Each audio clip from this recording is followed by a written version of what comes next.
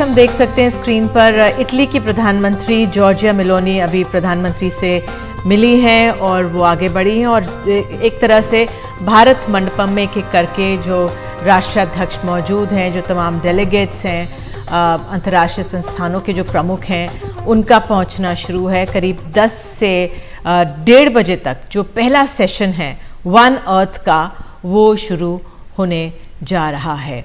ये चीन के शायद प्रधानमंत्री हैं। और अब से कुछ देर में यानी 10:30 बजे जो G20 सम्मेलन है, शिखर सम्मेलन, उसकी आधिकारिक तौर पर शुरुआत हो जाएगी। जैसा निधि बता रही है कि 3 सत्र में शिखर सम्मेलन होना जा रहा है। पहला जो सत्र है वो वन अर्थ का है, उसके बाद वन फैमिली और कल जो है वन फ्यूचर को लेकर सत्र आयोजित किया जाएगा। 10:30 बजे पीएम नरेंद्र मोदी भी संबोधन करेंगे और आप तस्वीरों में देख सकते हैं तमाम जो राष्ट्राध्यक्ष है उनके आने का सिलसिला शुरू हो चुका है। भारत मंडपम जो कि प्रगति मैदान पर बनाया गया है खासतौर से इसी शिखर सम्मेलन के लिए, वहां पर ये तमाम राष्ट्राध्यक्ष आ रहे हैं, एक एक कर वहां पहुंच रहे हैं और पीएम नरेंद्र मोदी उनकी अगवानी कर रहे हैं। पीएम नरेंद्र मोदी की पृष्ठभूमि में आप कोणार्क का सूर्य चक्र देख सकते हैं। 24 तीलियों वाला ये समय चक्र, काल चक्र जो है हमारे जीवंत लोकतंत्र का एक प्रतीक है। बिल्कुल, अपने आप में शी जिनपिंग नहीं आ रहे हैं, राष्ट्रपति चीन के, लेकिन प्रधानमंत्री वहाँ के थे जो इस समय प्रधानमंत्री से मिल रहे थे कुछ ही देर पहले, ली क्यांग, और अपने आप में काफ़ी महत्वपूर्ण है। और जो ये दृश्य अखिलेश नटराज का है, शिव की नृत्य करते हुए प्रतिमा है, 27 फुट का है ये और 18 टन का है ये प्रतिमा, आपको बता दें। और श्रीकांत सतपति ने तंजावुर से, तमिलनाडु से आया है और जो चोला साम्राज्य था तब का प्रतीक है, तब इसको बनाया जाता था। तो तमिलनाडु से ये इस समय यहाँ पर हम देख सकते हैं ये प्रतीक यहाँ पर मौजूद है और एक एक कर यहाँ पे अतिथिगण पहुँच रहे हैं और मिलेंगे। और कुछ ही देर में 10 से 1:30 बजे तक वन अर्थ, ये बहुत अहम हो जाता है क्योंकि क्लाइमेट चेंज एक बहुत महत्वपूर्ण मसला है इस G20 प्लेटफॉर्म का। अंतर्राष्ट्रीय जो पूरा पृथ्वी है वो किस तरह से तापमान बढ़ा है। अभी एक ही रिपोर्ट आई थी कुछ दिन पहले कि अगस्त महीना सबसे गर्म महीना रहा, 1.5 डिग्री तापमान पूरे विश्व भर में बढ़ा है का। और हमने खुद क्लाइमेट चेंज देखा है कितना बड़ा महत्वपूर्ण मुद्दा बना, क्योंकि हमारे हिमाचल प्रदेश में, उत्तराखंड में जिस तरह की स्थितियां बनी, और इस बार खास तौर से coalition of disaster resilient infrastructure CDRI ये संस्था है जिसको खास तौर से इस बार शामिल किया गया है G20 में। इनको आमंत्रित किया गया है एशियन डेवलपमेंट बैंक के साथ। इंटरनेशनल सोलर ऑर्गेनाइजेशन को भी भारत में जो ये G20 हो रही है, इसमें खास तौर से 11 स्पेशल गेस्ट्स जो हैं, इनवाइटीज हैं, इनको बुलाया गया है। अपने आप में UN, IMF, world bank, WTO, WHO, ILO, तो ये संस्थाएं रहती हैं और 11 इनवाइटीज भी हैं, स्पेशल इनवाइटीज कंट्रीज भी हैं। नेदरलैंड्स, ओमान है, बांग्लादेश को इस बार बनाया गया है।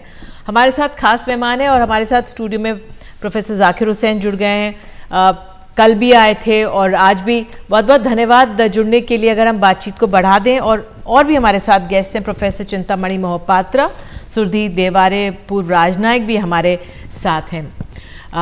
जी, तो जो अब से कुछ देर बाद वन अर्थ सत्र शुरू होने जा रहा है, इसके बारे में हमको निश्चित तौर पर बात करनी ही होगी, क्योंकि ये एक ऐसा विषय है जिसको सबसे पहले लिया गया है G20 शिखर सम्मेलन में। तो ये दिखाता कि किस तरह से, जैसा कि निधि बता रही थी, कि दुनिया का जो मौसम बदल रहा है, जिस तरह की जलवायु परिवर्तन हो रहा है, ये कितनी बड़ी चिंता का विषय है। और यही कारण है कि सारे दुनिया के देश इसमें एकत्र हो रहे हैं।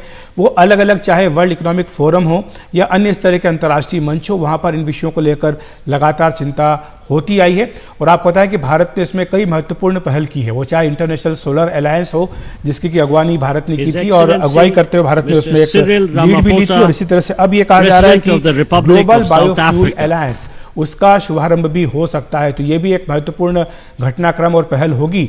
वन अर्थ की चिंता जिस तरह सभी को है कि किस तरह से जो मौसम बदल रहा है, जलवायु में परिवर्तन हो रहा है, उसको लेकर के किस तरह के कदम उठाए जाने चाहिए। डॉक्टर जाकिर हुसैन हमारे साथ हैं। मैं आपसे समझना चाहूँगा इसका क्या महत्व है, ये जो सत्र हो रहा है वन अर्थ को लेकर और पर्यावरण को बचाने के लिए, संरक्षित रखने के लिए और आने वाली पीढ़ी को एक सुरक्षित भविष्य देने के लिए इस पीढ़ी को क्या कदम उठाए जाने चाहिए?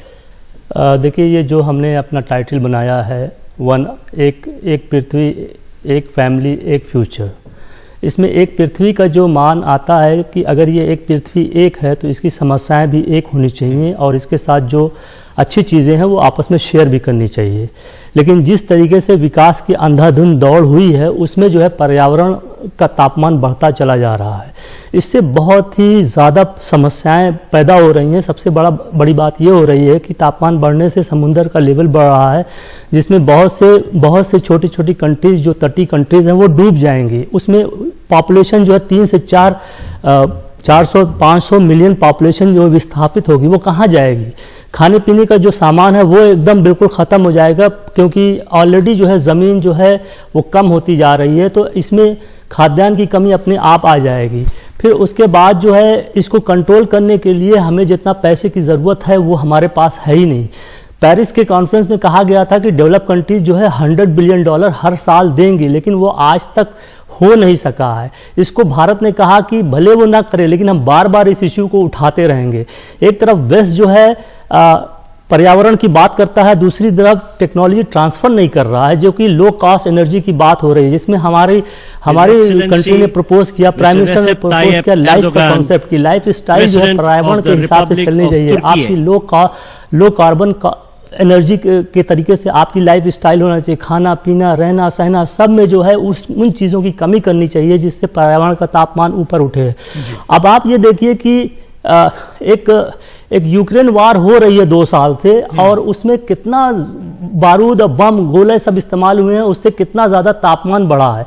और उसमें वेस्ट ने लगभग $100 बिलियन के ट्रेड्स किए हैं आर्म्स के, इसमें तमाम सारे, लेकिन वो $100 बिलियन तापमान, और अभी और वेपन्स देने की बात हो रही है। जी, वेपन देने की बात हो रही है। $100 बिलियन ऑलरेडी उन्होंने वार में इन्वेस्ट कर दिया है, लेकिन वो ग्लोबल साउथ जो कि 2/3 वर्ल्ड को रिप्रेजेंट कर रहा है, उसके क्लाइमेट के बारे में बात ही नहीं कर रहे हैं। तो ये डुअल स्टैंड जो है ये बहुत ही चिंताजनक है और शर्मनाक भी है कि वो आके डेवलपिंग कंट्रीज में, अंडर डेवलप्ड कंट्रीज में बैठते हैं और बात करते हैं। बिल्कुल जियोपॉलिटिकल जो अपने आप में सिचुएशन है वो भी दबाव है। ऋषि सुनक हम देख सकते हैं यूके के प्रधानमंत्री पहुंचे हुए हैं, कल आ गए थे, और जिस तरह से कहा कि मेरा परिवार यहाँ पे है, मैं बहुत प्यार भारत से करता हूँ, और साथ ही उन्होंने कहा कि जो समझौते हो रहे हैं वो भी अपने आप में बहुत अहम है, उसमें समय लगता है, और धीरे धीरे करके उन्होंने बहुत आशावादी थे।